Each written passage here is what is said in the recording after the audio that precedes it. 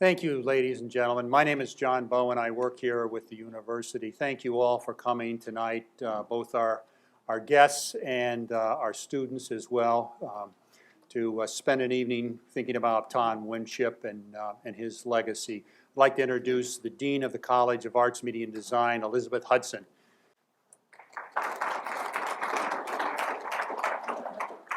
Thanks so much, John, and thanks to everyone for being here. This is such an exciting event for me personally. So we're gathered here, of course, to remember and to celebrate Tom Winship, and you will be learning a lot more about Tom Winship and his legacy shortly, hearing some wonderful tributes. This evening is made possible, though, by generous donors, some of whom are present and some who are not present, who have sought an enduring and meaningful way to honor his memory by establishing the Tom Winship Scholarship in Journalism at Northeastern University and tying his legacy to young people in perpetuity, which I think is very exciting.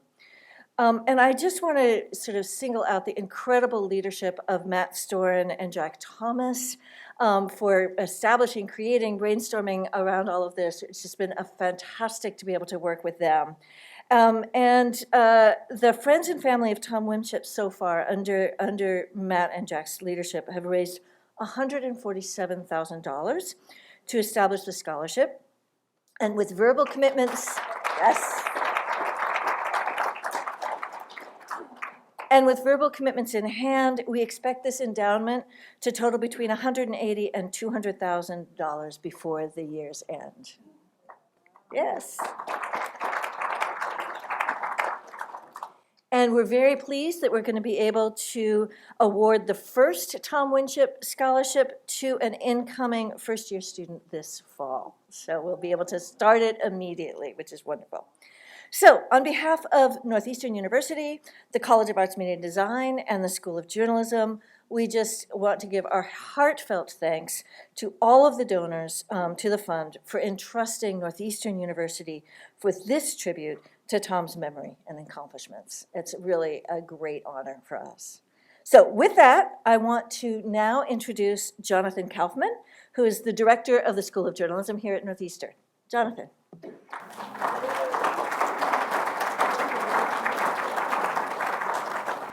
Thank you, Elizabeth. Looking out at kind of all our guests here, this feels like the biggest gathering of journalistic talent in Boston since the Globe closed the cafeteria on Morrissey Boulevard. As Elizabeth said, this is really in some ways a unique event for us. It's a way to combine both supporters of the journalism school with students and to talk about Tom Winship as we remember him, but also in terms of his relevance to things today. I think, briefly for the students to understand what Tom Winship stood for, what he did. He was in many ways, as some of these clips show, the first, he was an activist editor. He created the Spotlight team.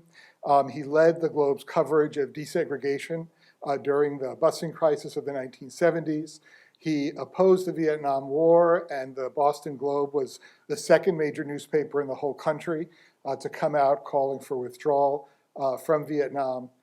He pioneered coverage of the women's movement, and he also made the first real efforts to bring diversity to the Globe newsroom, hiring minority journalists, journalists of color, as well as women.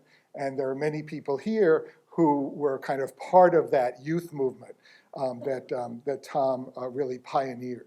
And so I think in Tom's spirit, one of the things we wanted to do was to connect his legacy, which Matt and Jack will talk about, with the issues we face today, especially gender, race, the nature of objectivity. And our panelists will be talking about that in a sense and how that connects with issues that Tom dealt with many, many years ago. Just so you understand where your money is going, when Matt and Jack approached us about setting up this scholarship, one of the things that Elizabeth and I were talking about and then talked about with Matt and Jack was that education, journalism education, doesn't end in the classroom these days. It really takes off with the experiences that the students have. We just had a class of students come back from Puerto Rico where they were doing some reporting. We've sent students to Cuba where their stories have appeared in the Globe, the Washington Post, GBH. Students have been going down south to interview families of whose relatives were lynched back in the 40s to write about what that time was like and confronting that legacy. And our students are getting these great internship possibilities in New York and San Francisco and Washington. But often all these opportunities require money. They require airfare. They require money to find housing in New York. They require maybe a contribution because the parents were expecting the student to work over the summer and contribute to their tuition. And we felt that especially for students of color, as we try to do our part as a university to widen the pipeline and produce more students, especially students of color, first-generation students, we wanted to give them the same opportunities and to build the clips and the portfolios that will get them hired at the Globe and elsewhere. So that's what the Winship Scholarship will be funding, and our hope is that it proves both attractive to students whose parents may want them to study accounting, but will encourage them to become journalists, but then give them the opportunity to do really, really great work. So I'd like now to turn it over to Matt Storin and Jack Thomas, who inspired this, and we'll talk a little bit about Tom and his legacy.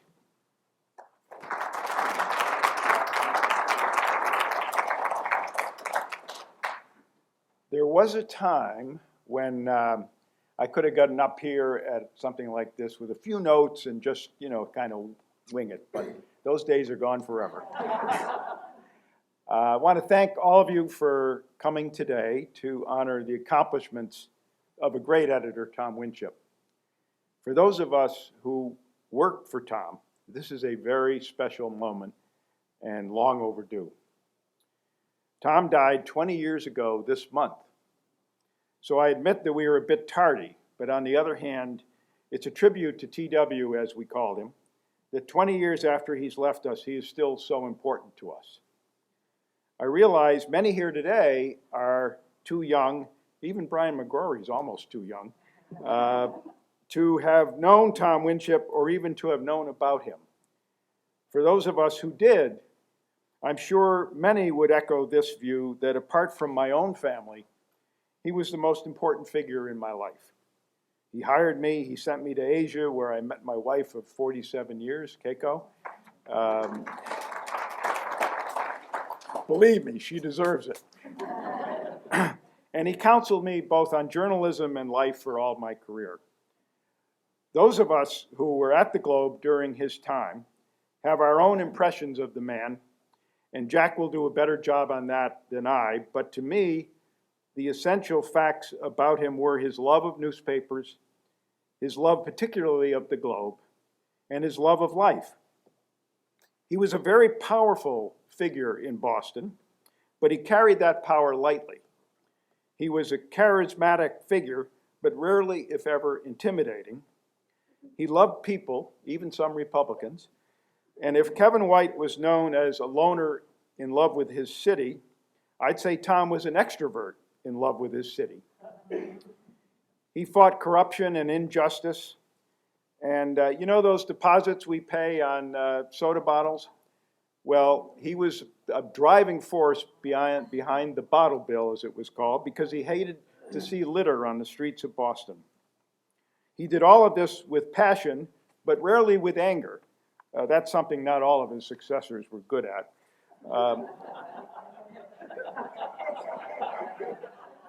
Appropriately, the Winship family published a little newspaper for his memorial service in Cambridge, the headline of which was, "Didn't We Have Fun?" And the recessional led by the family at the end of the ceremony was to the singing of When the Saints Come Marching In. Before I turn the podium over to Jack, I want to give a little bit of history about this program, although Jonathan did some of that too.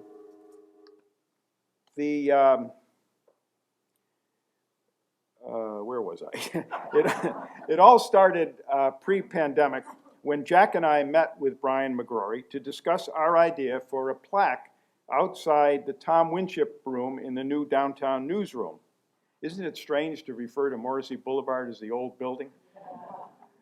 But nearly 2 years later, having set aside our idea during the darkest days of COVID, Jack pushed to do something more significant and permanent, hence this scholarship.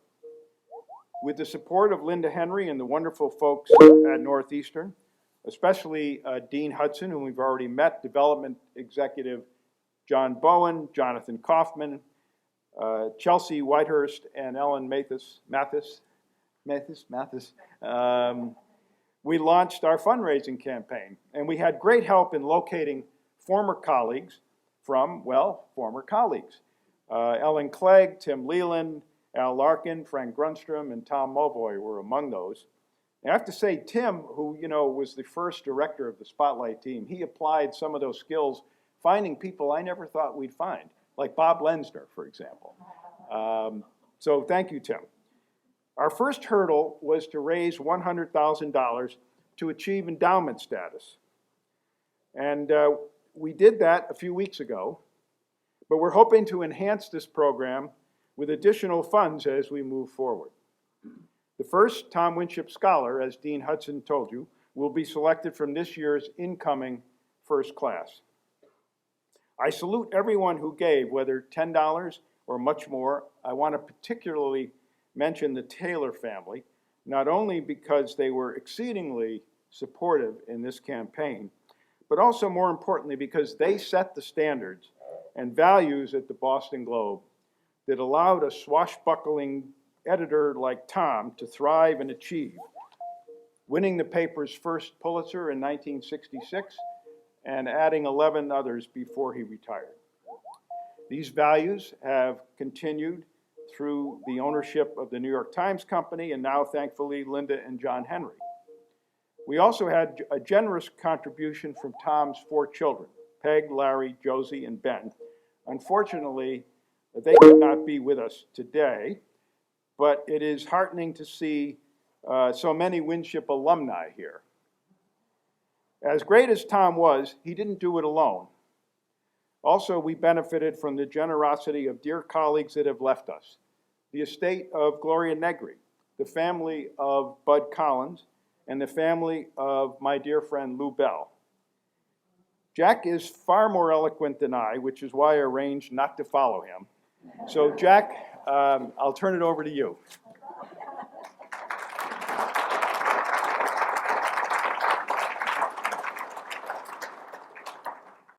Thanks for the intro, Matt. It's a little bit like having a trumpet player be told that, look, Miles Davis has to step down. Could you stand in for him for a bit? It's a privilege to speak on behalf of Tom Winship. As journalists, we've all been schooled in college and in newsrooms to think only on the neutral. No opinions, please. But if you're looking for objectivity, you're in the wrong place in this room when it comes to Tom. After more than 40 years of writing for the Globe, 20 of them under the editorship of Tom Winship, I'm happy to abandon objectivity and make a confession. I loved Tom Winship. I loved him as an editor, and I loved him as a humanitarian. And so do you. That's why you contributed as generously as you have to this scholarship. And if you're a student here, you're probably trying to figure out what made Tom Winship a formidable editor. I think there are about 7 qualities I'd suggest. One was his passion for journalism, his hatred of corruption, his respect for justice, his courage, his willingness to take chances, a capacity to identify with those who are in need, and above all, his humanity. I would add that my personal observation, it helps if you know the difference between a restrictive and non-restrictive clause.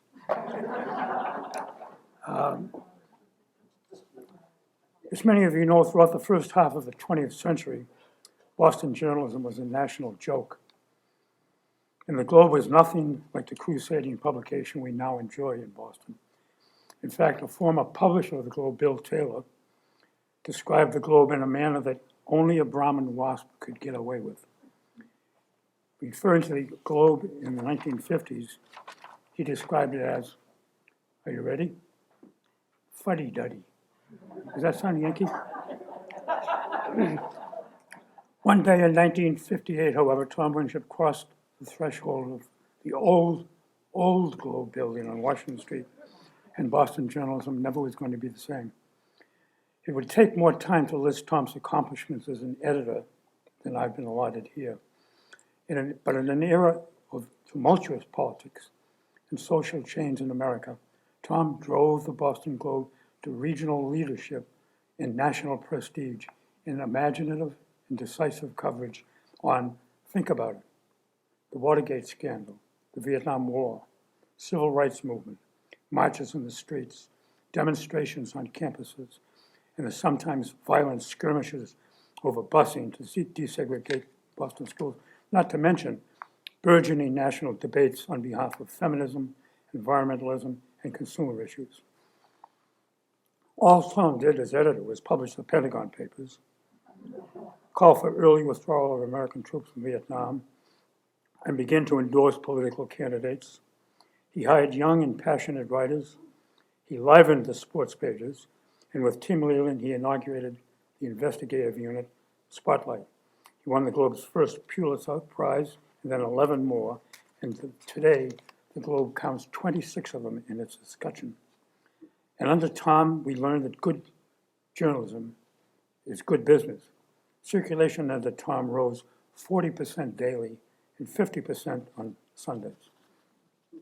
Well, what was Tom's most courageous contribution to journalism? I'd submit that it was his coverage of the Vietnam War, when he broke traditional rules of objectivity. Like all editors, he struggled to balance advocacy journalism and the rigid rules of objectivity. Here's the question: was Winship correct when he defined the Vietnam War as an overriding moral issue that obliged journalists to rise above objectivity? Was Winship right to break with objectivity and instead encourage us reporters to be more demanding of political leaders and to be more reliant in our writing on analysis and therefore more informative and closer to the truth? The answer to these questions is yes. He was right when he said that traditional journalistic objectivity is a code for playing it safe. You can find Tom's principles throughout American journalism today. Columnists warn consumers of misleading advertising, and political reporters no longer hesitate to say outright, this would have been unheard of 25 years ago, political reporters say outright that a politician is lying, or at least not telling the truth. As the editor of the Globe, Tom is responsible not only for the big picture, but for the details too. The Globe's much admired night editor, Tom Mulvoy, recalls a night when Winship telephoned from home. It was early in the morning, just before the paper was to go to press, and Tom had a question that he wanted to run by Mulvoy. He wanted Mulvoy's judgment on the grammatical question, whether a clause in the lead editorial that was about to roll off the presses should be introduced by a that or a which. Eccentric? Oh. In the newsroom, where reporters are not known for sartorial splendor, everybody's here, all of us reporters are perhaps see one another in ties. Tom was easy to spot. He often dressed in seersucker suit, boater, and I saw him once in a butterfly bow tie. That was his conservative attire. One election night, I marveled that he dressed in yellowish slacks, a blue shirt, a white collar, a pink bow tie, and bright red suspenders. And to make a point, he'd snap them. Okay, now how's this for eccentricity on Tom's part? Frank Grunstrom was Tom's deputy, and he occupied an adjacent office. One midday, Frank had ordered from the cafeteria upstairs of the Globe a grilled cheese sandwich. The sandwich was on his desk, unwrapped. Frank's telephone rang. Picked up the phone and he answered it. Into the room rushed Tom Winship. And Winship was impatient as usual. Frank held up a finger to say, "You'll be with him in a minute." Tom paced back and forth once.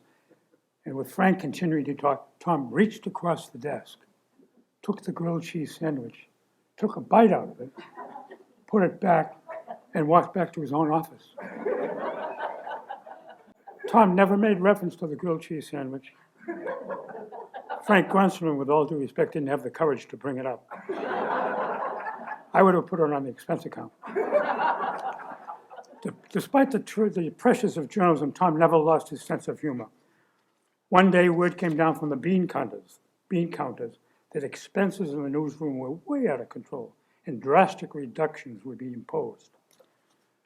Okay, Tom said to Grunstrom, you write a report on this and then call a meeting of all the department heads and give them hell.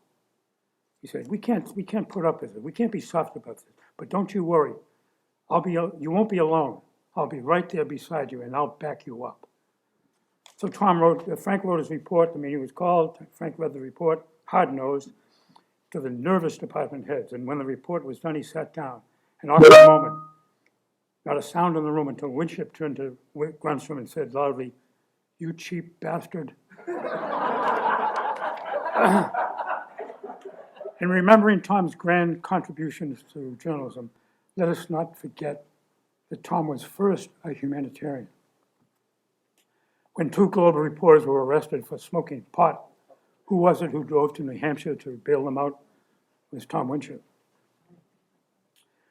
When extradition hearings were held in connection with Globe reporter Tom Oliphant's coverage of Wounded Knee, who was it who flew to Washington 3 times merely to sit at the defense table alongside Tom Oliphant? It was Tom Winship. And when Tom's friend, Elliot Richardson, then Attorney General, finally dropped the charges, it was Tom Winship who confronted the Attorney General to say, it's about goddamn time. Let me close with 2 stories about Winship, the humanitarian. First, I had lunch in Jacksonville, Florida a few weeks ago with Bryant Rollins, a dear friend of mine for more than 60 years. Bryant is black, a fact relevant to the story. Bryant was a State House reporter for the Globe for a while in the 60s, and he was sitting at his desk one morning. Winship approached. Tom said, if you don't have plans for lunch, I'd like to take you to Lockover. The invitation made Brian nervous. Now, it's possible he had heard the Globe axiom, well known to Globe reporters, that if a senior editor invited you out to lunch, the more expensive the restaurant, the worse the news. So here he was on his way to Lockover, Boston, as we know, Boston's power lunch place. Power brokers from the State House to the financial district, all white. And at the time, with a code that said women were forbidden to dine on the first floor of the dining room, except for 2 nights, New Year's Eve and the night of the Harvard Yale game. On the way to the restaurant, Bryant posed the question to Tom, why are you taking me to Lockover? Winship's answer, I go to Locks a lot, and I've never seen a black person there. I think it's about time we did. Now, this was not for a story in the Globe. This was not for part of a report of any kind. It was out of his heart. He saw an injustice. When they entered the building, the room hushed. A few diners rolled their eyes. And afterwards, Tom mentioned again that it was probably the first time a black person had lunched at Lockover. And Bryant retorted, Tom, it's probably the first time a white guy had the guts to invite a black person there.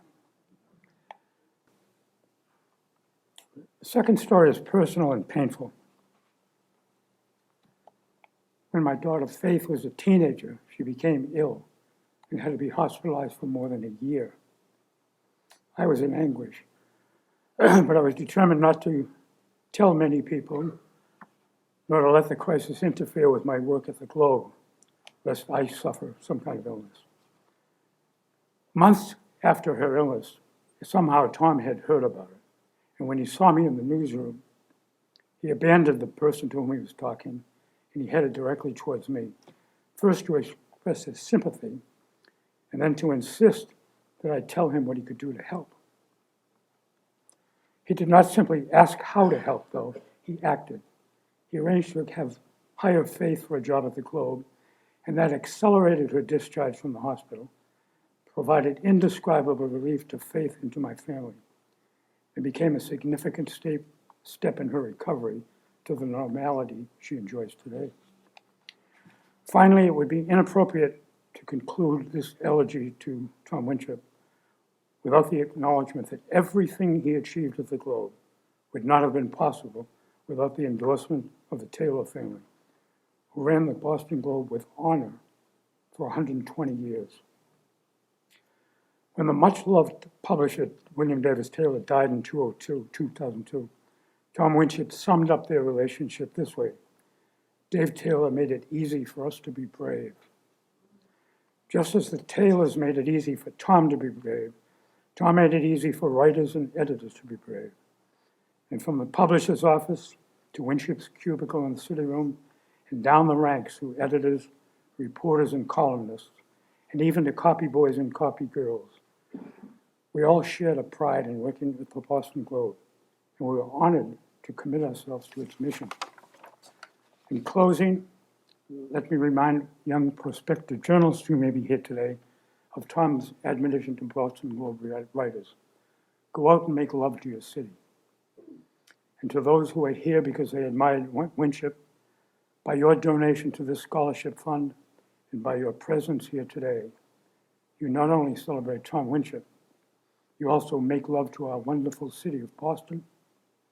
You encourage Northeastern University, you honor the Boston Globe, and you endow the journalism of Tom Winship as an imperative to America's survival for democracy. Thank you.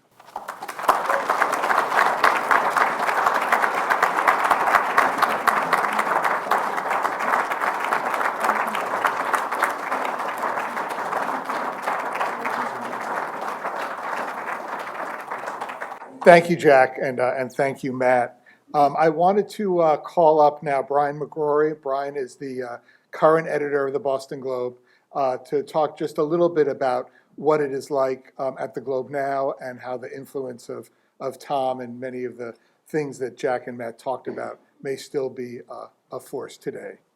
Brian?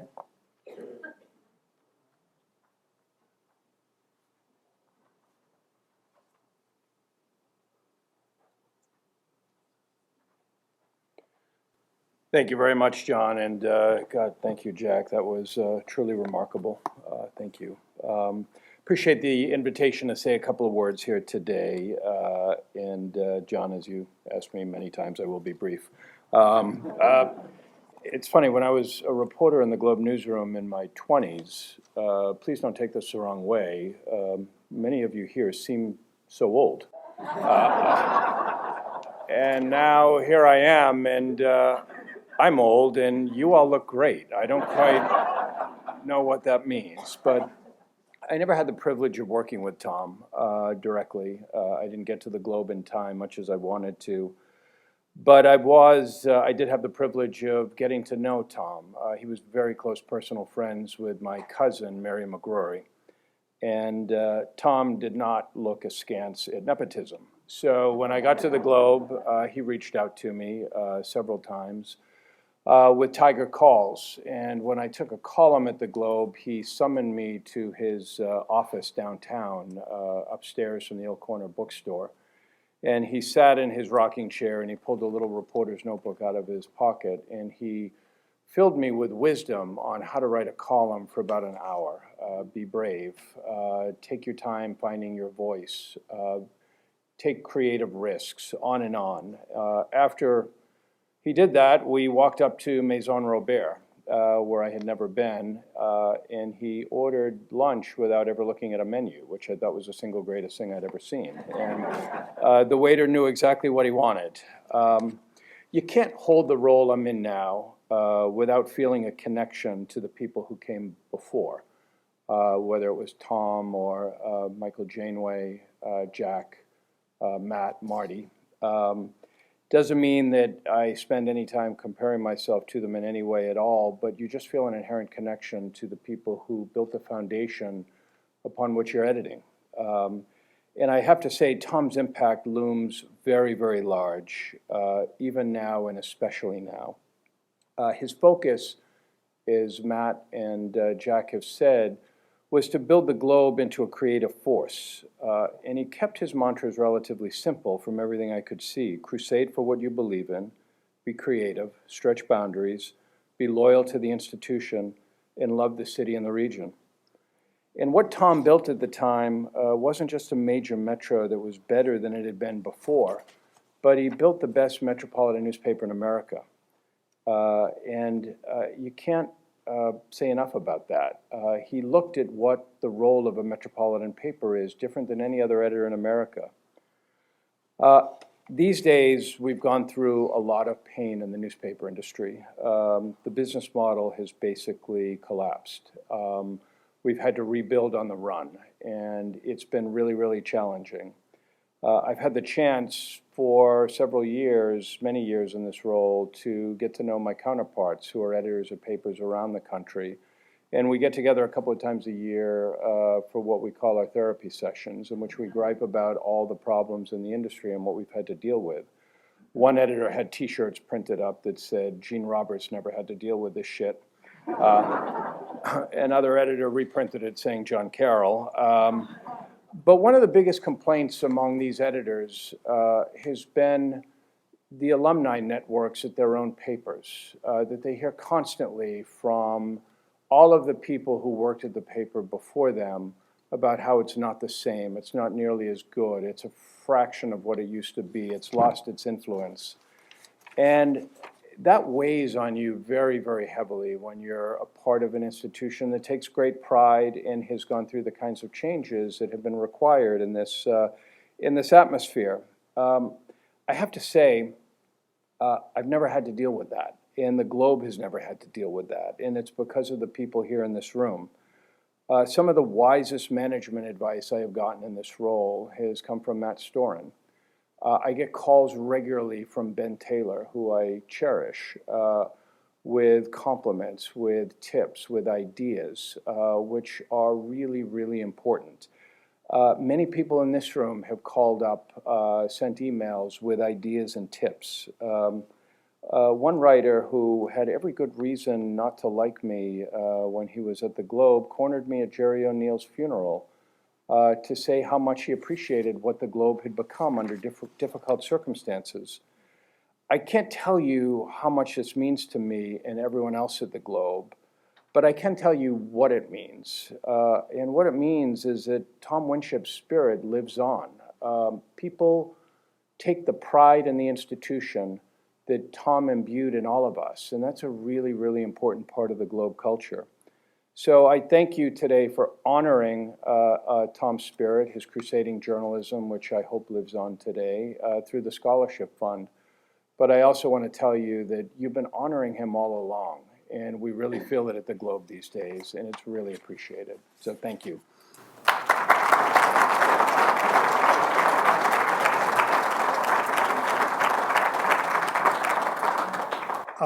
So now we'd like to pivot to the future and invite up the panel to come up into the chairs here. And as you get settled, I'll introduce everyone. This is a panel that also has a remote component because, of course, what would a meeting be without Zoom? But let me run through who will be joining us. Ellen Clegg, who many of you know, is a faculty affiliate at Northeastern this year, working with Dan Kennedy on a project of What Works in Local News, former editorial page editor of the Boston Globe.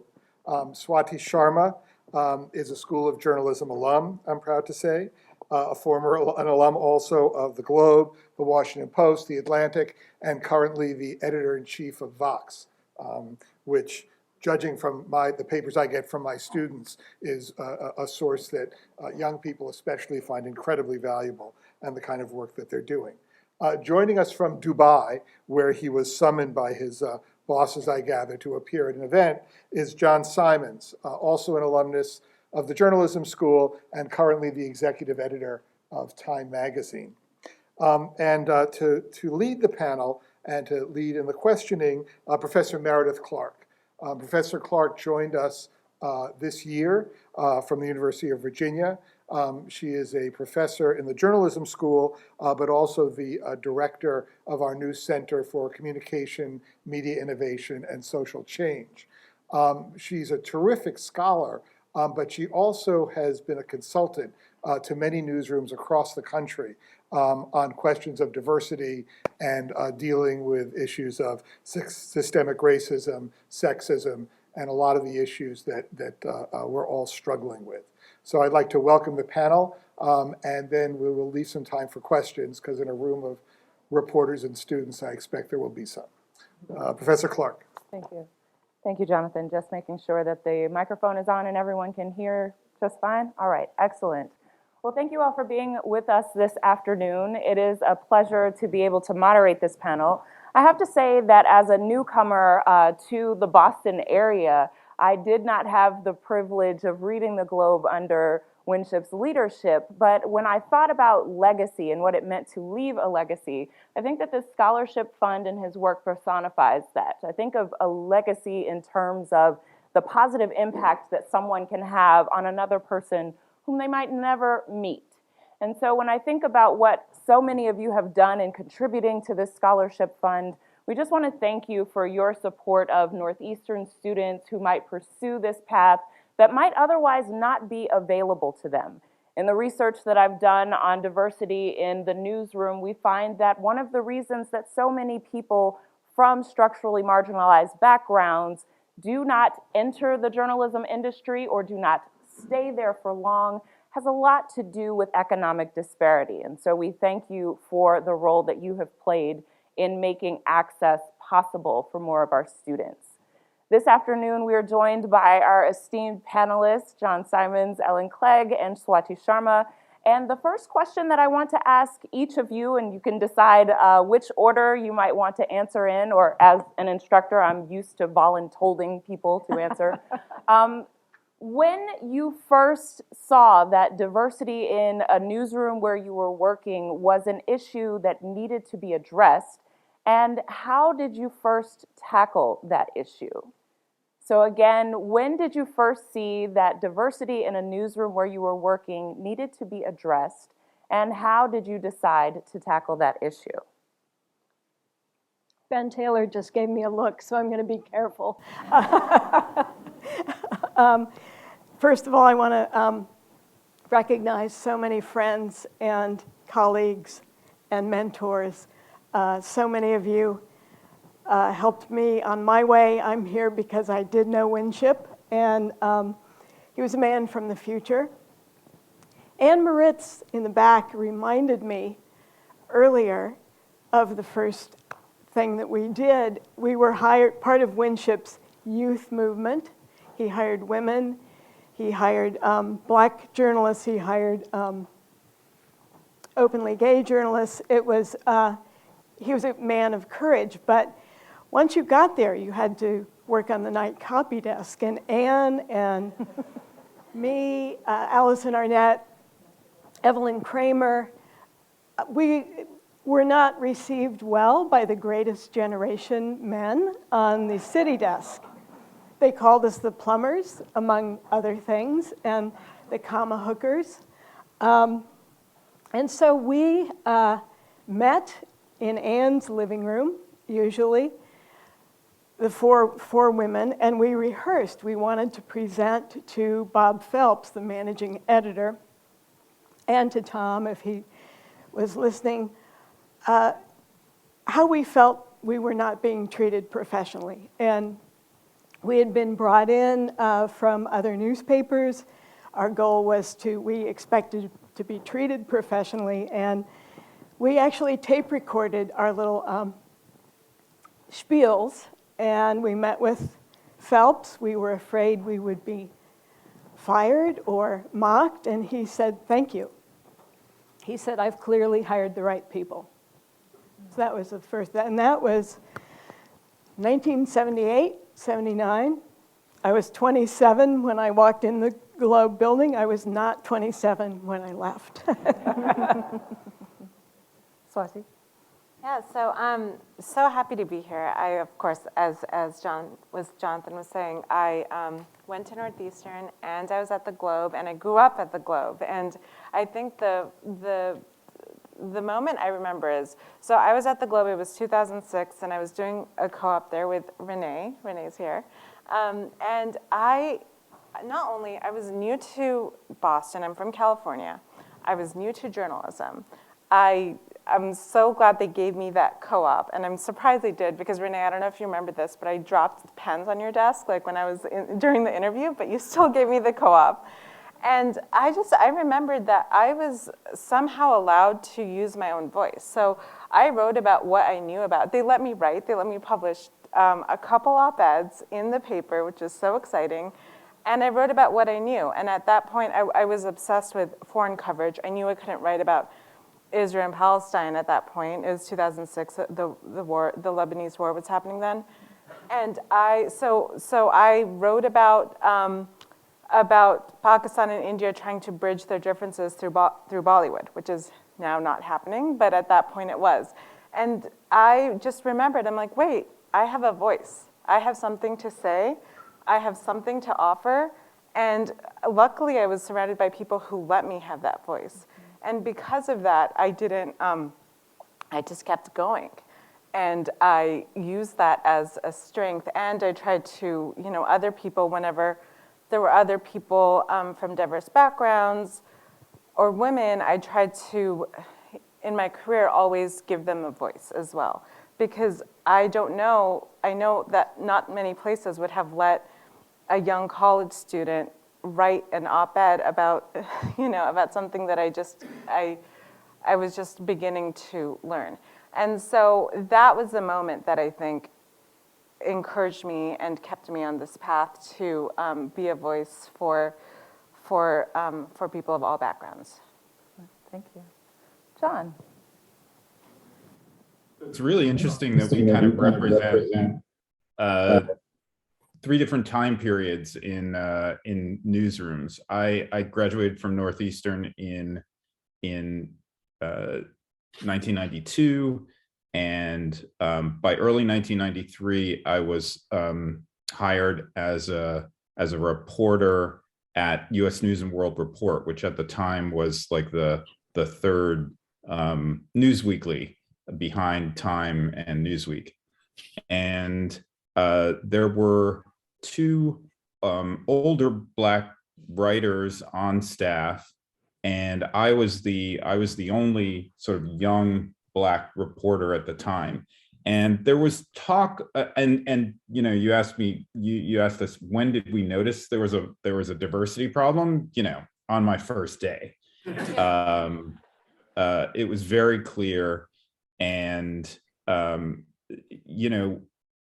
management sort of gave lip service to the idea that, boy, we'd love to have more reporters like you. We'd love to have, more diversity, but they really weren't doing anything to kind of get out there and discover new voices, new writers. And I don't think they were really open to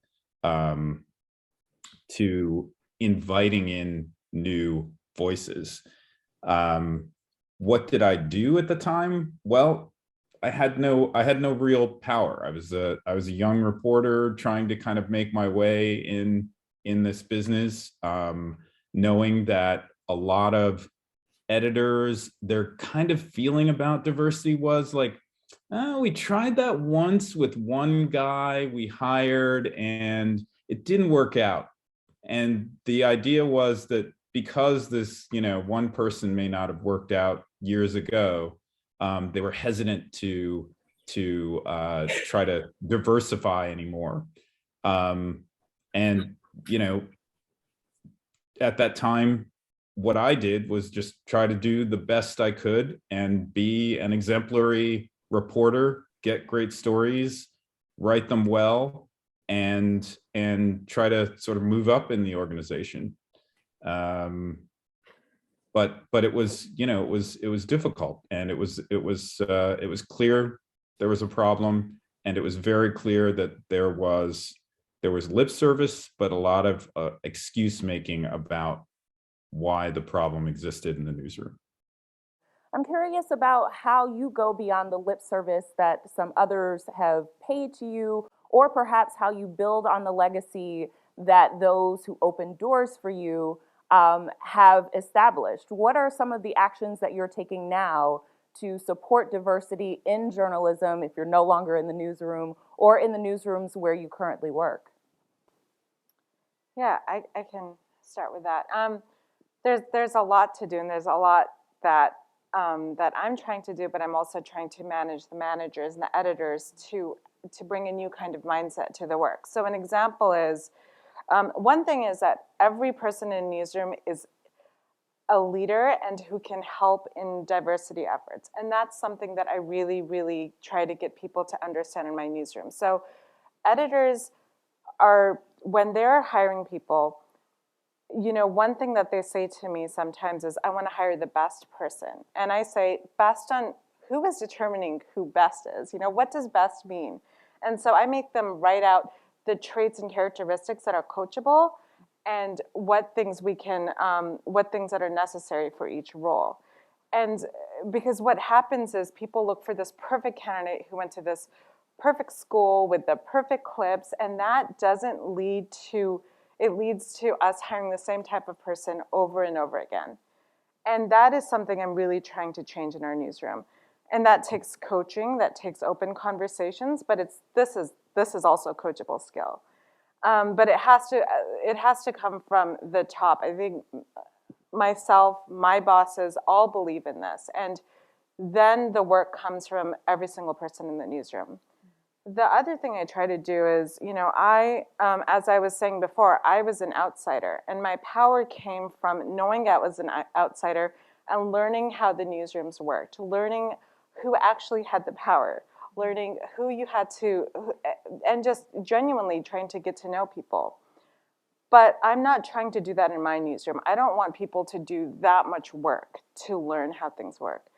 An outsider should be able to come into our newsroom and feel good, feel welcomed, and not have to do that extra work that sometimes, you know, people from diverse backgrounds have to do. And so those are two things that I'm trying to do, both in terms of bringing talent, but also retaining talent. So I'm hearing you say making that culture transparent to people who come into your newsroom. Exactly. Makes Exactly. sense. Makes sense. Ellen or John? Well, I left the Globe. I retired in 2018. I do want to echo what you said about it coming from the top. That does help. Hat tip to the Taylor family, to Matt Storan, to Al Larkin. When I came out as a member of the LGBTQ community, I talked to Bill Taylor. He was a lovely Brahmin gentleman. He was the publisher, and it really mattered. It made it. I think it helped pave the way a lot. I really appreciate it. As now I'm working on a book with Dan Kennedy, who's a professor here, on the future of local news, and so we are endeavoring to tell 10 positive stories of mostly digital startups, but some print, that are bucking the trend, are making a go of it, different business models, for-profit, nonprofit, news co-op, and we're making sure that we feature diverse newsrooms. Wendy Thomas's MLK 50, Justice Through Journalism, the Flint Beat. There are inspiring founders of color all over the country. They talk openly about the difficulty of getting funding from largely white family-run foundations for journalism, and so we are lifting up those stories. There are a couple ways to do this, and a lot of good news organizations are doing this now by like systematizing the hiring process and making sure that you include you know, a certain portion of interviewees, make sure that a certain portion of interviewees are from you know, underrepresented minority underrepresented minorities or underrepresented ethnicities. And then once you do hire, making sure that you work on ways to retain those people, because there are a lot of industries, not only journalism, that have figured out the sort of how to hire in a diverse way, but they haven't figured out how to make sure that workers stay. This is especially a problem in Silicon Valley, in addition to in our business. But I think key to retaining people is giving them the freedom and the latitude to be able to kind of pitch stories that might not be on their beats, to feel like they can, like they have a voice in the organization and are able to say, for instance, recently we had a reporter who basically told us, hey, you know, there's this Brittany Griner thing going on, and no one's writing about it. Nobody's covering the Brittany Griner case. And, you know, he took it upon himself. This was a story that was off his beat, but he's a young Black reporter who just said, look, I'm going to write this thing.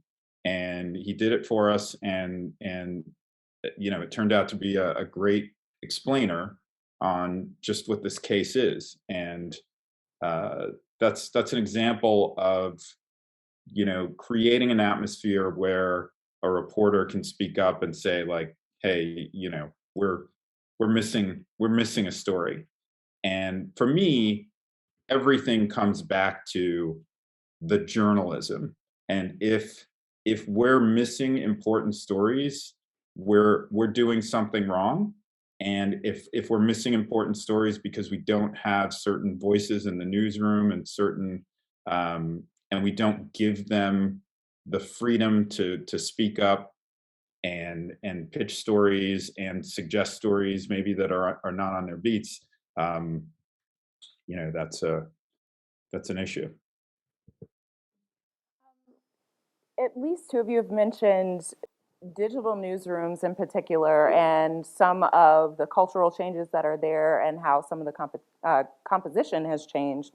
One of the things that I wanted to highlight, the Newsroom Diversity Survey, which I've run for News Leaders Association for the last 3 years, in 2019 reported that 30.8% of salaried workers at online-only publications were people of color.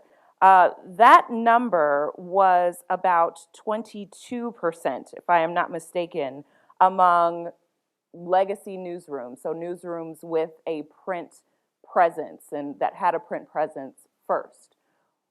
Are there certain things that you could attribute to digital newsrooms being able to diversify and have more success with having a diverse staff that legacy newsrooms need to catch up on or try to do differently in order to reflect some of that success? I think it's directly tied to the ability of digital news organizations to immediately have numbers that show that when you have a diverse staff and your coverage is diverse, you draw in readers. And legacy publications never had that. They just had to guess and use their own sort of editors use their own gut instincts about what stories their readers wanted to read, and had problems drawing in new readers for a really long time because of that, because the country is diversifying and the coverage in major magazines and newspapers for a long time was not reflective of that. Yeah, I mean, I just started in digital first newsroom. I've only been at Legacy, and it's been really exciting. It's very different. But one key thing is, one reason I went to Vox is the whole point is to reach diverse audiences. Whereas sometimes when you have paywalls and you're reaching a certain community, that sometimes may not be the intention. But for us, no matter where I've been, I feel like you're failing at journalism if you're not reaching a diverse audience. But especially at Vox, our goal has, and a lot of digital news organizations, the key is to reach a diverse audience. So, you know, it's one of our, we're failing when we're not meeting that goal, and we're not there yet, but we're still at it. Ellen, are there, I'm sorry. Absolutely. We do want to take questions from the audience. I have one more question that I'm going to ask Ellen. So if you're thinking about your questions and would like to raise your hand, I don't know if we have microphones that are going around.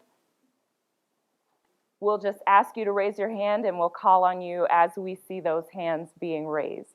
Ellen, I wanted to turn to you. You mentioned in the work, the research that you're doing with Dan Kennedy, you have found a number of success stories among some of these digital platforms that are able to diversify their staffs and reach audiences that otherwise aren't being served. Are there a couple of those that you could tell us about what they're doing and how they're doing it well? Sure, and I would say investigative journalism, speaking truth to power, is key. So an example is Wendy Thomas, who is a journalist of color, a Black woman. She was at the Charlotte Observer. She was at the Memphis Commercial Appeal when the Commercial Appeal had 250 people in its newsroom. That's changed. The Commercial Appeal has about 40 people in its newsroom now, covering a major city. So she did a Neiman Fellowship up here, and she had this idea to do a one-year experiment digitally, MLK 50, on the 50th anniversary of King's visit to Memphis to organize trash haulers. And it was going to be a one-year experiment. She worked 24/7. She raised funds. She bought furniture. She hired people. And she reported. And she reported the hell out of this. The main hospital, General Hospital in Memphis, was leaving patients with staggering debts, mostly patients of color. And she exposed this in a series. She partnered with ProPublica. And her one-year experiment is still going strong. She's hired a managing editor. She's raising money. She won the Selden Ring Award for this investigation. The Sahan Journal in Minneapolis, started by a Star and Tribune journalist who's Somali American. Minneapolis has more Somalis than Mogadishu right now. And so he started this just to cover immigration. And he's also going strong. After George Floyd was murdered, the editor, Mukhtar Ibrahim, realized his reporters, who were mostly Somalis and covering immigration, he said, oh, we're just seen as Black. We're being hassled by the cops. So he's broadened his scope and is raising funds. He's been cited as a role model for other founders of color. Questions from our audience? If you have a question, I think just raise your hand and Professor Clark will call on you and just speak loudly so everyone can hear. And a word of encouragement to our Northeastern students. You're sitting in a room full of journalists and people connected to jobs. This is your time to shine. Yes.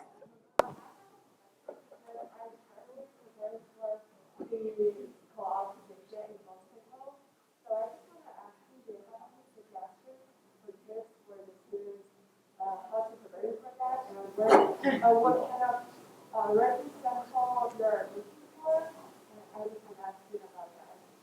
Absolutely. So I'm going to repeat the question to make sure everyone in the room and online could hear it.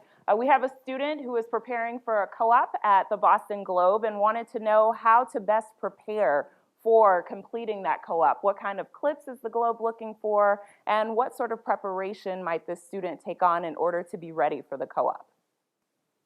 I think we should hear from Walter Robinson, the patron saint of co-ops. And I'm still one. What would you advise, Robbie?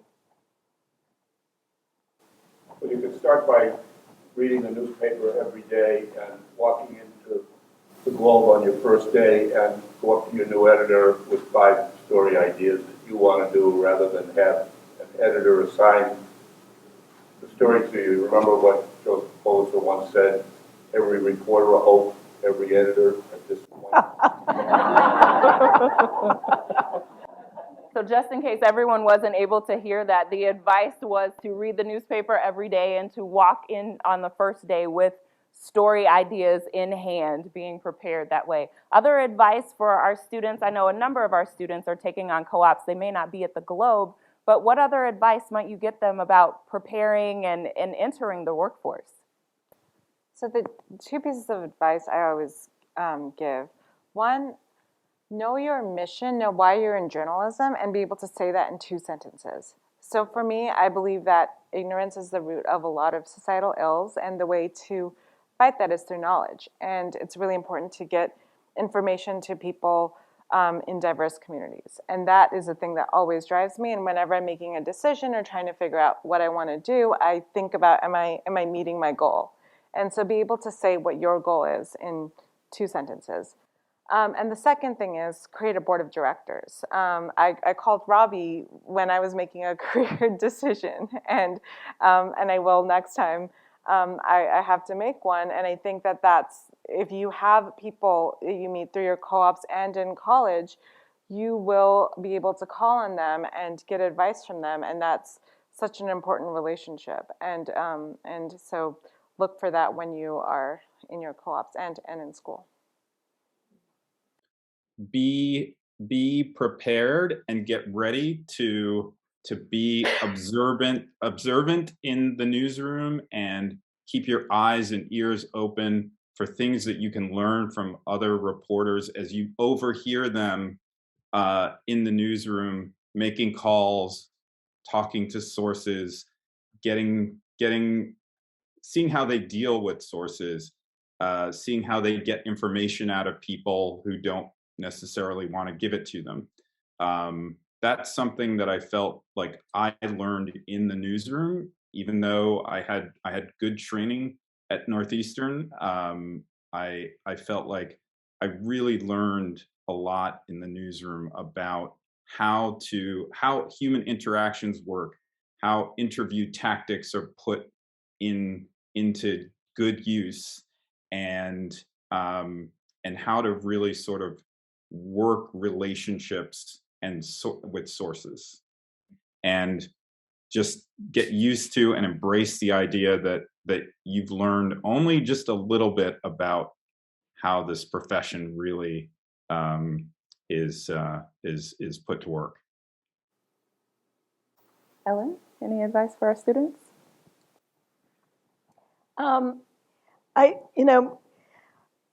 There's a lot of debate about objectivity now, particularly in legacy newsrooms. And I noticed the Winship activist editor, you can bring your full self to work, your idea, the power of your ideas, your curiosity. But objectivity is a method. It's humans aren't objective, but your method can be objective. And keep asking the questions, keep pushing for facts, and let your curiosity, like TW did, take you to higher ground.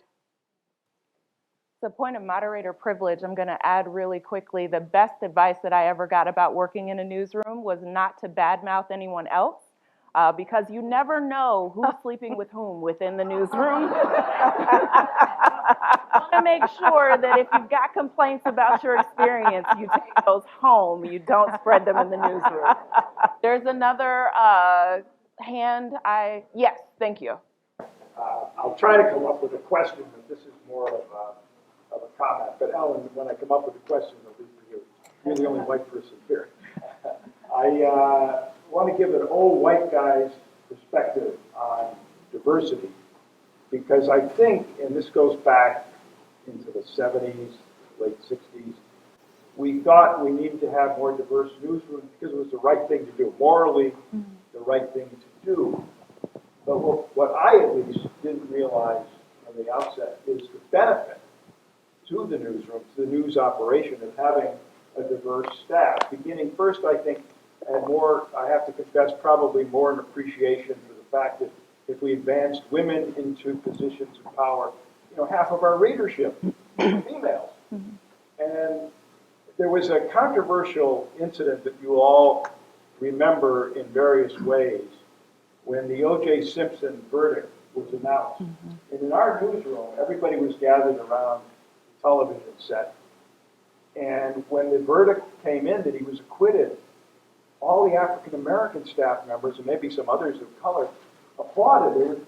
They thought it was terrific. And we were all like, white guys were all like, what's going on here?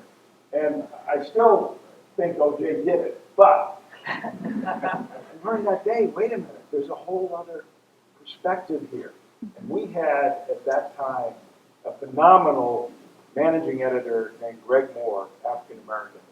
And we kidded him about this because he was one of those who cheered the verdict. But from that time on, I already had great admiration for Greg, but I paid a lot of attention to whatever he said because I realized he was coming from a different world. And I guess my question to you, Ellen, is whether you ever learned anything from old white guys working in that newsroom, because we learned so much from you. Huh. Yes, I mean, of course, there are, there were so few women bosses when I arrived at the Globe in 1978 that I learned a tremendous amount from Tom Mulvoy, who mentored me and explained the ins and outs of the copy desk from you, Matt. Al, I think those are all white guys. And seriously, it was, you know, when we had issues, if you were a woman in the newsroom, you litigated it in the ladies' room, bitching to colleagues. And, but you'd get a, you know, if you kept, I got great advice from a number of people. In the very back, and then we have a student. You'll be next. I'm reflecting as I experience this on what will be a 35-year-old program for training young high school journalist wannabes, which obviously was very much alive while Tom was still alive. I'm also reflecting on a program which has been mostly women, mostly young women for the last 15 years or so at least, that produces maybe 60 to 75% who ever go into newspapers. But they go through this program, they put out a newspaper, they go away with a love of journalism that they take into other careers. I have been hearing you lean toward that in your discussions about legacy newsrooms versus digital newsrooms. I'm curious where else you've seen that in a sense of journalism that is more pervasive because of the times than it ever was when we were with it. I don't care who answers. So the question was, where do you see a love of journalism? I mean, I think, you know, Vox has both video and audio are places that are spaces that are just growing rapidly. And I think that is, there's so much power in the work that we're doing. The stories, if y'all haven't listened to Floodlines from the Atlantic, there's really no better, I don't want to compare, but it's one of the best tellings of what happened with Hurricane Katrina.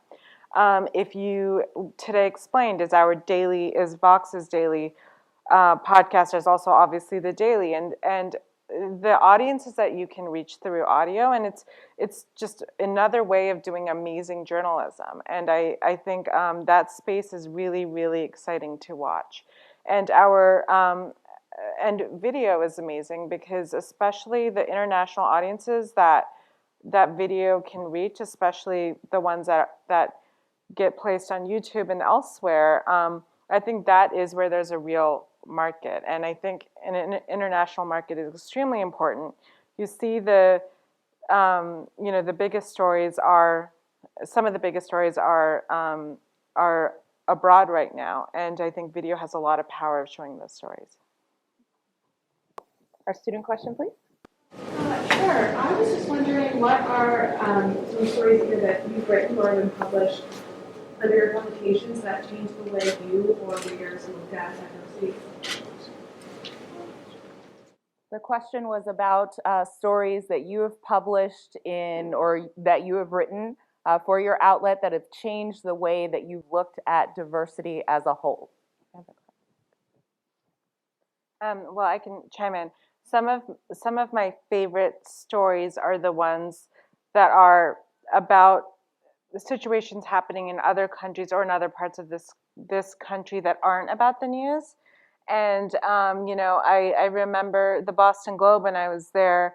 I think it was Anne Bernard who wrote amazing stories about the stem cell efforts in Iran. When everyone was just more focused on the news, those were the kinds of stories that she was writing. There was amazing series on like the plastic surgery craze in South Korea. And I think it's the same thing about, I think one of the most annoying things in journalism is when people of color are tapped to write stories when it's a story about, people of color. And that is, I think it's incredibly important for that to happen. But I also think that, in our newsroom, one of the responsibilities is that every single person, no matter what your background is, needs to take race into account in every story that they do.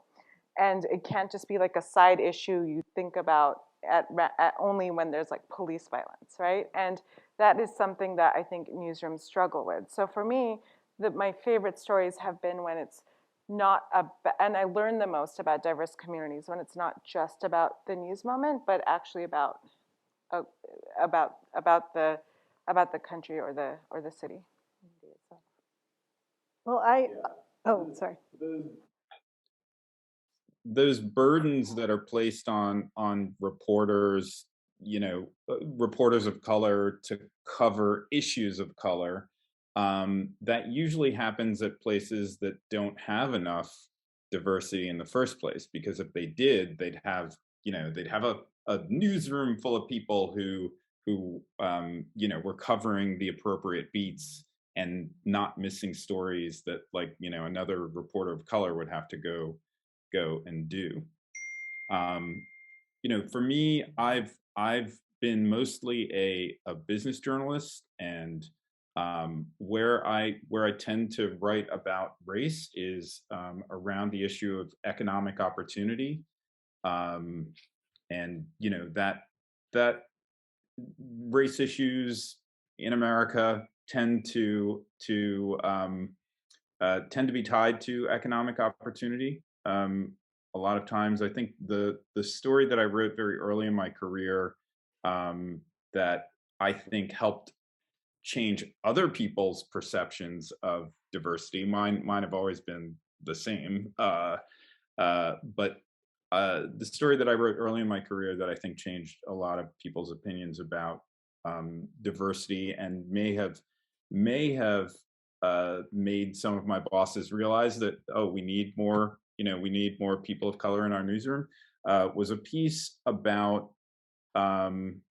something that Black people know, is that a lot of young Black men grow up wanting to either be professional athletes or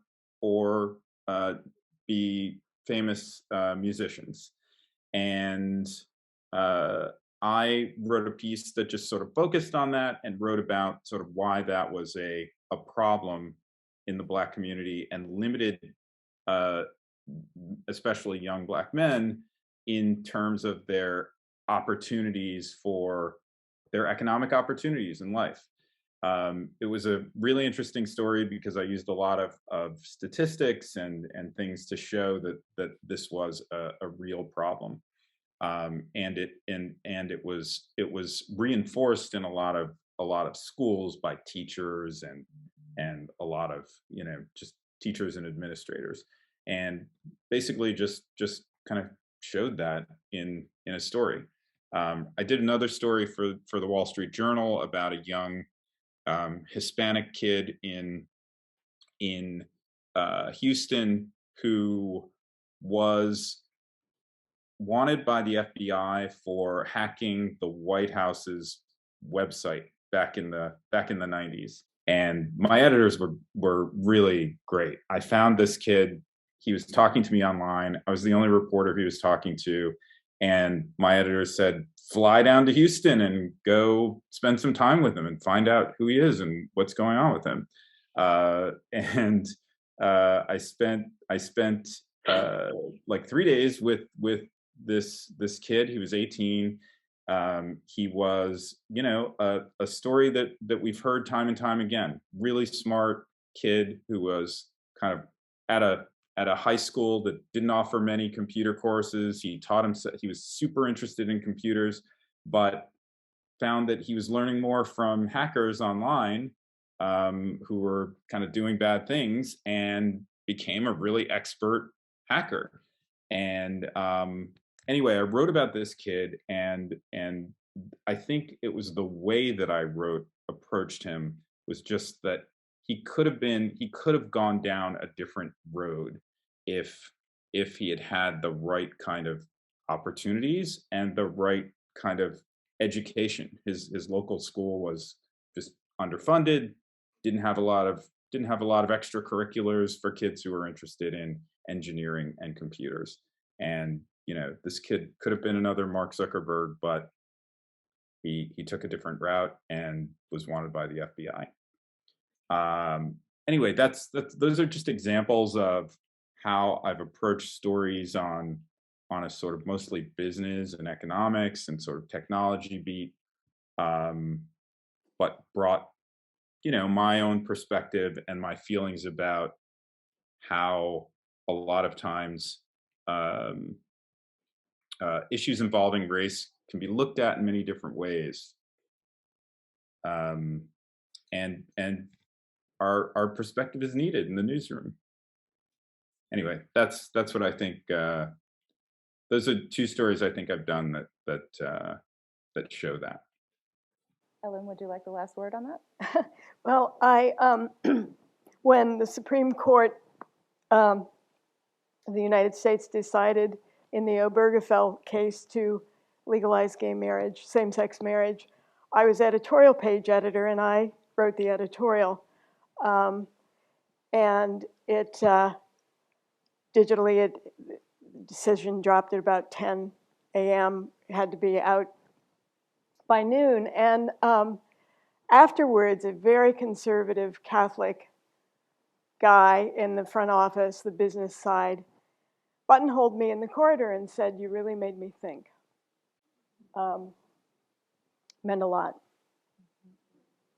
We have only scratched the surface tonight talking about race, gender, and difference, something I want to emphasize. We didn't get to talk about disability or much about LGBTQIA representation in the newsroom, but we do want to thank our panelists for being with us this evening, and thank you for your contributions.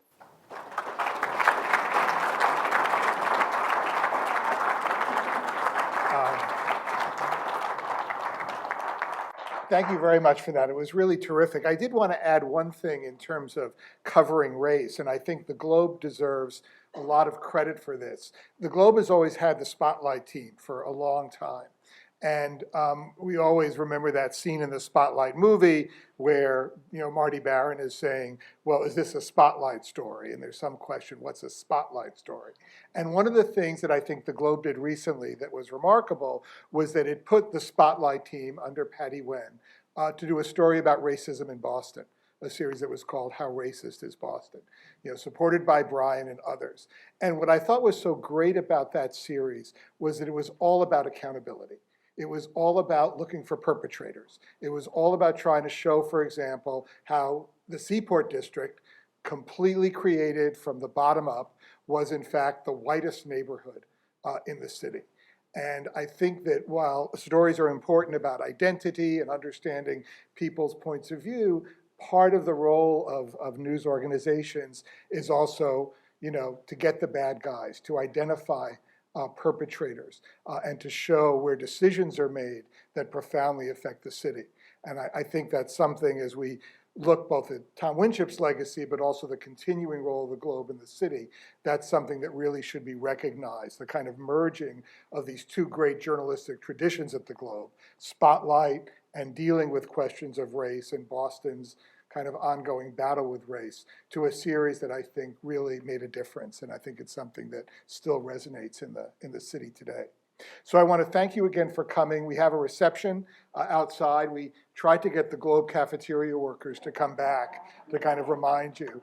But there is a reception, and for many of you, hopefully you'll be joining us for a dinner upstairs. So thank you again for your attendance today. Thank you to the panelists, and especially to Matt and to Jack for reminding us about Tom Winship.